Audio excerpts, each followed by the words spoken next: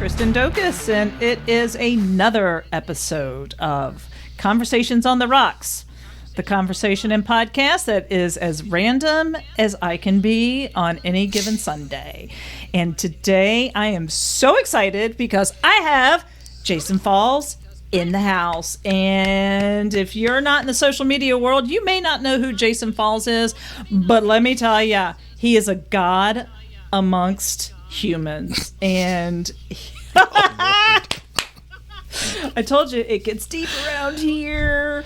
That's a little too much, but okay. You are. So I'm going to let Jason give you a little tutorial on himself. But let me just tell you, this man, he likes bourbon, barbecue, and many other things. And Jason, please tell everybody a little bit about yourself. Okay. As you might imagine with the bourbon and barbecue references, I hail from the great state of Kentucky. Grew up in eastern Kentucky. I'm a hillbilly, a redneck by birthright and everything else. But I am primarily a social media strategist, digital marketing strategist. My primary areas of focus for businesses and brands are influencer marketing strategy and implementation. And then I also do a fair amount of social listening and social intelligence gathering for clients, monitoring conversations online to help inform their product teams, their content, things like that. Those are the two primary things I do. But I came to the social media marketing world in the mid-2000s when brands were first starting to really pay attention to social media marketing, and I just happened to be in the right place at the right time and had a couple of cool ideas and a couple of cool brands that were clients at the time of the agency that I was working for, and it put me in a unique position to be out in front of the social media marketing wave as it crashed ashore. And so I've been speaking at conferences. I've written 3 books. I've had a couple of different types of podcasts over the years, and just talking about the world of digital, social media, and influencer marketing and helping clients figure all that out. That's not why we're here today. We are here today because Jason's podcast, Roots Music Rambler, he is an aficionado of Americana music. And in addition to the fact that I just love spending time with you, talking about influencer marketing and all of that stuff, I really love listening to your reviews on music. Jason is on TikTok, he does, and other places, but I typically spend more time on TikTok, and that's where I come across more of your content when it comes to music. But last weekend, within the past 2 weeks, you put up a post about Queen Beyonce's newest album, Cowboy Carter, and so what we're going to do is talk a little bit. We're going to nerd out a little bit on the social listening piece of it, but then we're also going to talk about music, and then we're just going to really combine it all to come up to the conclusion of mind your own business. And if you don't like something, just keep scrolling. I like it. Right? Okay. So we can go and delve into this. You and I both have been in the social media realm for many years. I think I pegged 15 years for myself. And it's so different now. And, remember back in the day when it used to be fun? It used to be puppies and kittens and here's what I'm eating. And that was so annoying to us back then in the day. But would you not give your left arm to see your feed full of nothing more than puppies, kittens, and what people are eating for lunch? Oh, any day. I cherish the days when, you're right, it was puppies and kittens and the double rainbow, triple rainbow videos, and the acid trip in the closet video on YouTube was passed around for forever, and just fun, silly stuff.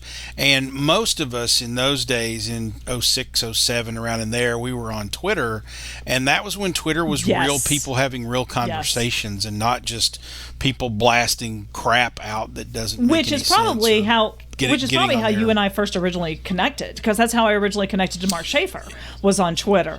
Yeah, exactly. Yeah. So made a lot of friendships, a lot of relationships started that way. I probably had a few hundred friends prior to the advent of social media, and instantly had several thousand friends in the matter of a few months, just because we were on there people, like-minded folks talking about, most of my crowd was talking about marketing and social media marketing and PR and bloggers and things like that.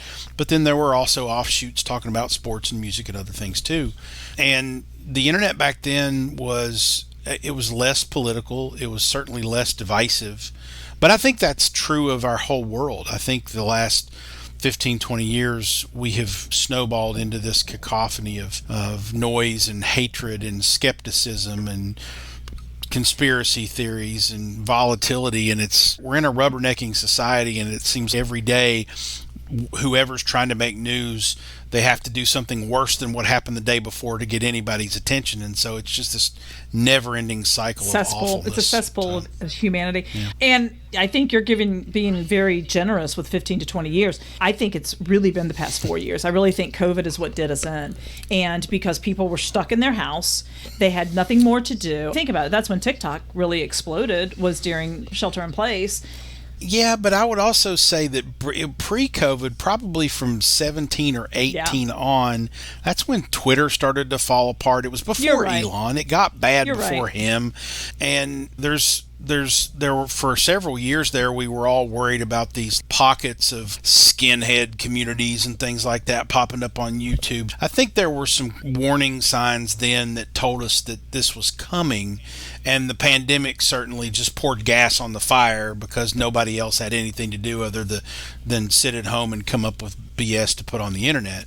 And then, of course, at least in the United States, I guess the United States and the United Kingdom, at that same general time, we were having this great political upheaval in our leadership, which polarized the country even more. And social media was naturally the place where people went to spew hate against each other. So going back to where we started, tangent, do you want to fill everybody in on the post of which I'm referencing? Yeah, sure. So I do to support Roots Music Rambler, which is a bi-weekly music podcast. On TikTok and Instagram, I post 60-second album reviews. I listen to a ton of music, and I make it a point to listen to new albums, particularly in the Americana, country, roots, bluegrass, folk music world. And so I post these a couple a week, normally 60-second album reviews, to just let people know, hey, I listened to this new album, and my rules are I have to listen to the whole album. It's not just one song. I listen to the whole thing. I assess it for how I like it, and normally my scorecard is how many songs from this album did I put on my Americana playlist on Spotify. And if it's more than a couple, it's a pretty good album. If it's more than probably 4, it's a great album.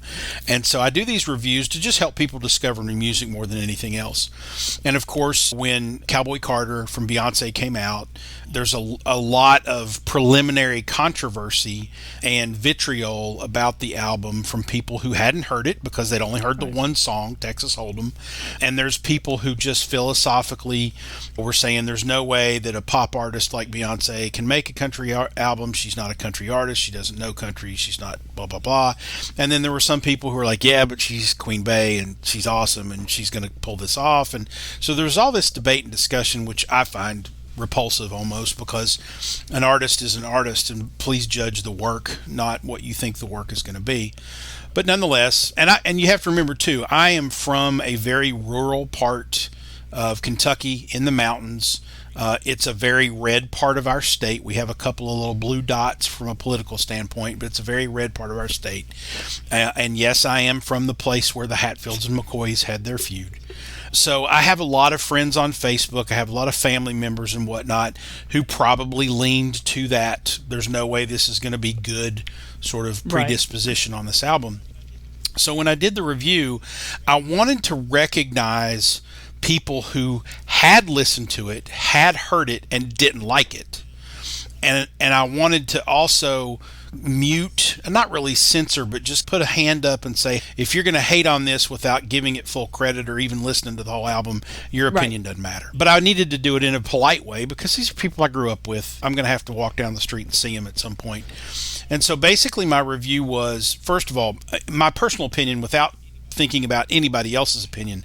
I absolutely loved the album because I love more than anything artists who blur genres. I love it when a bluegrass band does a rock song in a bluegrass version. I love that kind of cross-genre stuff. So what Beyonce did here is she took her Queen Bey status from the pop and R&B and hip hop and rock world and soul, and put a country filter over it, and came out with something that wasn't true country, but it was very countryfied, and it really blended the genres into something I thought elevated it. Right. It was new. It sounded great. The songs were good. The lyrics were good. They were when I first heard Texas Hold'em, the first words out of my mouth was, "That's catchy. That's going to catch on. People are going to be humming and singing that."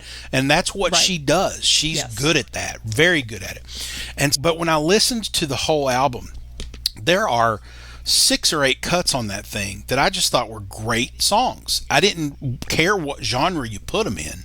They were great songs. And the fact that she took the genre of country and what she grew up listening to and in that world, and the influences that she had in that world, and produced something new, I think it elevated the genre. It's not a true country album, but it is very much a country album, and it is very much influenced by country, but it blends all these other things in it to make it something new and different. I think she really elevated the genre and created something that we haven't heard before. And so when I was gonna say, it's interesting to me, these same people that were saying these things, and I've seen it all over my feed as well, is Keith Urban is not American, and y'all love him. You love some Keith Urban. He's Australian. That's true. That's very true. And I would argue that 90% of the country radio hits from the last 15 years are pop songs with a banjo in the background. They're not real absolutely country. Not.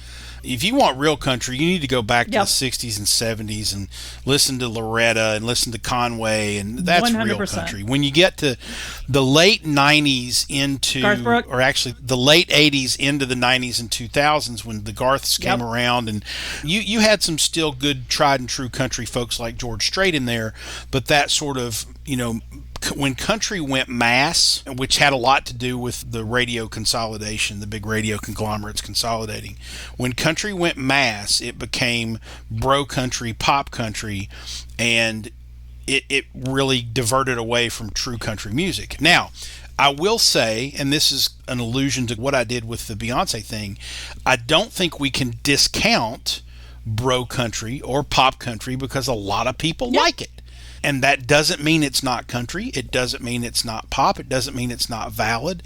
Plenty of those songs. If you look at, I think there are 11 country music songs who are certified diamond, which means they've sold 10 million or more albums. And I think out of the 11, like 7 of them are what I would call bro country, pop country songs. Right? So a lot of people like this music. Let's not discount them. And the people who say Beyonce's album is not a country album, at least the ones who have listened to it, I don't discount that opinion. I don't think it's a country album the way we think of country albums, but I think it's a new version of a country album that steps the genre up, broadens it a little bit, and brings in other influences to make it rich better. And she's an artist. And the beautiful thing about artists is they take things and they make it their own, right? I have a big issue. We're going to flip over to the other mega star, which is Taylor Swift, right? And now that she's dating Travis Kelce, all of these Brads, Chads, and Dads were having a freaking heart attack over it, right? Here's my big issue with this, and I'm on the Taylor thing right now, is as Americans, I'm just going to say it, you have been, the collective you, have been wanting to have something pure. You've been wanting to have something that is like Girl Next Door. Like, you cannot give me a more perfect boy meets Girl Next Door than Travis Kelce and Taylor Swift. And you still are going to bitch about it. I was having it's like, oh my God, I don't want to see it is not, the NFL is smart. they know where their money ticket is. And that's Taylor Swift showing up at Kansas City Chief games. So you can bitch about Taylor all you want to. There were so many times that she got caught on saying, stop filming me. She did not want the attention. Yeah. She wanted the attention where it needed to be, which was on the football field. And all these Brads, Shads, and Dads are going, and I'm like, dude, talk to the camera guy. Yeah. Because that's the one who's at fault, and talk to the NFL. And I've had this conversation with other men. They're like, what's going to happen next year if they're not together? I'm like, then they're being very smart for cashing in when they can. It's absolutely. But going beyond the dating piece of it, her, and I'm not a Swiftie. I like her. I respect her as a businesswoman. Folklore. When she did Folklore is a very totally different than her little pop princess that everybody wants to throw her into. But she and Beyonce both have done extremely amazing jobs at taking on a different type of music and genre than what they are known for. Yeah. Well, and you got to remember, and I am well informed here. My 16-year-old daughter is a major Swiftie. So you got to remember, Taylor Swift started out as a country artist. She started out as a singer-songwriter. The fact that she was 13 when she started writing songs and performing, and had the drive and the ambition to do what she's done, it put her in a position to attract a certain demographic, young girls. And she has cultivated that audience into this massive demographic buying set that loves her music, loves it, or gobbles it all up. Don't you dare come for Taylor when there's a Swiftie around. Oh no. And it spans, because you got to remember, she's early to mid 30s now, so she's been doing this for 20 years. So she's got two and a half generations of people who are in her fan base. I know 40-something-year-old women who would die for Taylor Swift, and my 16-year-old daughter would do the same, and there's even younger girls that way. So in terms of business and marketing and building an audience, she's second to none. But when you really get into the conversations about Taylor Swift, and you can like her music or you can not like her music, it doesn't matter. When you ask songwriters who the best songwriter living today is, Taylor's in the top 5 of most of their list. When Jason Isbell, who I consider probably the best living songwriter right now, when Jason Isbell was asked that question on a podcast just a few months ago, who's the best living songwriter right now, he said Taylor Swift. He said she's fantastic. And she is. And I think the problem that the Brads, Dads, and Chads have with Taylor Swift is just oversaturation. She's been everywhere for 15, 20 years, and they can't get away from her. And their daughters play the music all the time. So the one respite they probably have from Taylor Swift is watching NFL games on Sunday, and now they got to see cutaways to her in the press box. They'll get over it. It's fine. She's not hurting anybody. And some of the best things that I saw on social media regarding all of that are the dads that were grateful for it. They're like, I've never been able to get my daughter to sit down and watch a football. And I remember one TikTok or one statement that this dad was like, he goes, now not only is she watching the game with me, she's learning it and she loves it. And there's no way I could have ever had that happen. And I think if people would just stop judging and what's right for you is not right for me. What's right for me is not right for you. And you know what? That's okay. And it's just gotten so out of control, and that's a whole different bucket of. And to circle back, my whole point with my review of the Beyonce album that I wanted to make was, look, if you don't like it, that's okay. You don't have to like it. You don't have to listen to it. You don't have to buy it. And if you see something in your stream, you can thumb scroll past it. It's fine. But don't shit on it for everybody else. Let us enjoy it. We like it. It's fine. I'm not crapping on your choices. I'm not going to sit here and tell you Morgan Wallen sucks and he's racist and you shouldn't listen to it. If you want to listen to Morgan Wallen, go listen to Morgan Wallen. I don't care. I'm not gonna. He's not my style. I don't like his stuff. If he comes out with a song I do, like any other artist, I'm probably going to listen to it. That's fine.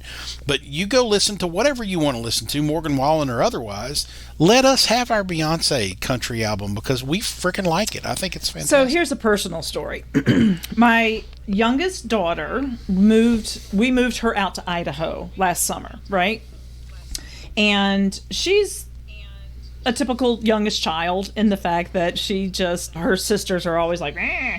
So my oldest says, so who's because we drove. And she's so whose music are you going to be listening to? And I'm like, I don't know. It's Cassie's car. It's Cassie's trip. Probably Cassie's. And she's like, oh, good luck with that. I'm not going to go into that like that. And so that's an 18 hours of driving, right? Split over however many days we did it, but solid driving. And we listened to Cassie's playlist. It was one of the best playlists because she's a little bit more into alternative, and I had nobody come at me for this one. I wasn't familiar with Zach Bryan. And I was like, holy I love this guy. And so I was like, hey, Cassie, will you share? So she has like a Spotify playlist that's, I don't know, 28 hours long. And I'm like, will you share that with me? So the funny thing is the oldest one, who was poo-pooing on said sister's playlist, just out of the blue one day goes, oh my God, y'all, I like country. I like Zach Bryan. And I was like, I told you. And I said, here's the thing. You would have really liked Cassie's playlist. And a few days later, she's, Cassie, will you share it? And then she's like coming back in a couple of days. She's like, I really like this. So the moral of the story is stop prejudging, because until you actually listen to it, you don't know what you're going to like. And why is it such a bad thing for all of us to explore other types of music? It was more than Zach Bryan. There were a ton of artists on there. Now, did I like them all? No. I'm here to tell you, I'm not a fan of Mac Miller, and I'm not allowed to say that around my kids because they love Mac Miller and he's dead. And I'm like, he's just not my thing. You know what I do? Exactly. You know what I do? I go, Alex, which is what I call Alexa, so she doesn't go off every time. Alex, skip. How hard is that? There you go.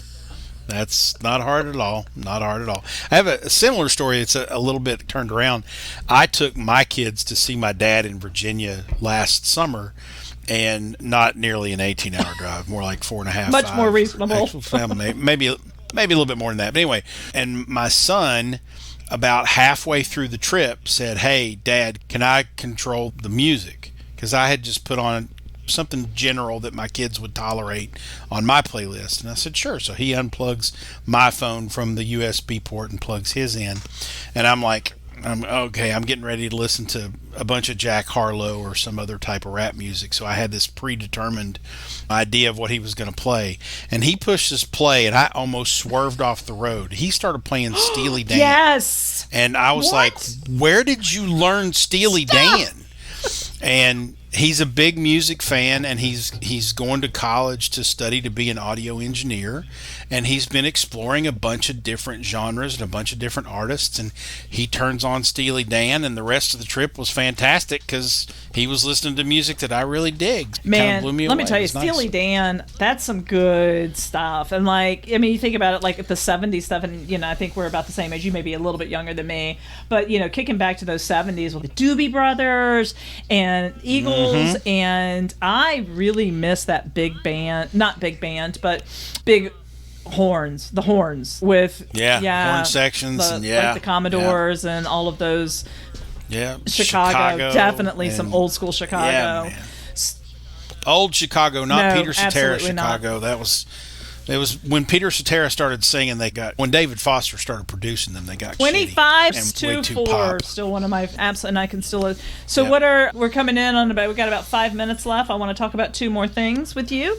I want to talk about. We want to talk about some bourbon because your girl loves some bourbon, and I want to give me off the top of your head like what are your top 5 albums right now beyond Cowboy Carter. And are you gonna listen to Taylor's new album, which comes out on the 19th, which is Friday? It's Friday, and it's also my daughter's birthday. So yeah. You can guarantee I'm going to be listening to that thing over and over again. And I would listen to it anyway just to hear it. But the fact that I have a Swiftie daughter means I'm going to listen to it ad infinitum, which is fine. So bourbon, yeah. So I'll just throw this out about bourbon. The bourbon explosion is still on the uptick. There's just dozens of new brands coming out. If you have the opportunity, I would recommend, if you're going to a bourbon bar or looking for something new, there's a bourbon out of Owensboro, Kentucky called Green River Bourbon, and Green River Distillery, and I've tried it a few times now, and every time I've tried it, I've liked it a little bit more. It's growing on me. So Green River is a good recommendation for you. Most of your mainstream bourbons that everybody's heard about, Bullet, Maker's Mark, whatnot, they're all going to be perfectly fine to mix in cocktails and whatnot. But if you like just sipping on a new bourbon and trying to find something new, I think Green River would be a good choice for you. And if you haven't had the opportunity to explore the Willet bourbons yet, do that, because they're pretty tasty. And then albums, top 5 albums. I love this, and I'm more prepared to answer this question now than I ever have been before. I will tell you this: if you have not heard of or have listened to Joy Aladakun, she has an album out called Proof of Life, I think. She has collaborations, duets on that album with Chris Stapleton, I think Noah Kahn. There's another. He's Joy. another one that I discovered this summer. Yep. Love him. Yep. Joy Aladakun, Proof of Life is the album. I listened to the whole album, and my immediate reaction when I turned to someone and said, "This is how I would describe Joy Aladakun," it's like Tracy Chapman in a good mood.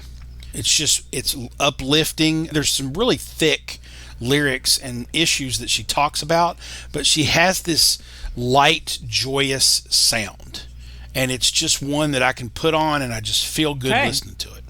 So that's one. My second choice right now, and these are in no particular order, but they're the top 5 that I'm listening to right now. Brent Cobb, Southern Star. Brent Cobb, Southern Star. Brent Cobb has been around for a little while, but this is his first, what I would consider almost a breakthrough album. He's got an interesting sound. It's country, but he's got a couple songs out there that have this kind of funk bassline vibe, and he's just got some really good songs. He is the cousin, by the way, of Dave Cobb, who is the famous Nashville producer who's produced Chris Stapleton and Jason Isbell and all sorts of other people. But Brent Cobb, Southern Star. Sierra Farrell has a new album out now that is called, I think, Trail of Flowers, and she is a fiddle player from West Virginia who was basically poor, ran away from the state because she knew if she stuck around she was probably going to fall into a meth pit, and she just traveled around and has hit it as an artist. And the album is not only beautiful from a music standpoint, but even the cover art is just, I want to frame it and put it on the wall. So Sierra Farrell, I think it's called Trail of Flowers. That's number 3. Number 4 is going to be, it can't be Cowboy Carter. Okay, hold on. No, it can be Cowboy Carter. Let me think. The new one from Marcus King, and I'll come up with the name of it here. Mood Swings is the name of the album, produced by Rick Rubin. Several of the songs were recorded at Shangri-La, Rick Rubin's studio out in Malibu, and Marcus King is a great kind of southern blues rock guitarist. His previous albums are fantastic too, but this one with the Rubin touch is just great. It's got a bunch of really good songs on it. So Marcus King's new one is excellent. And then, I want to hit you one.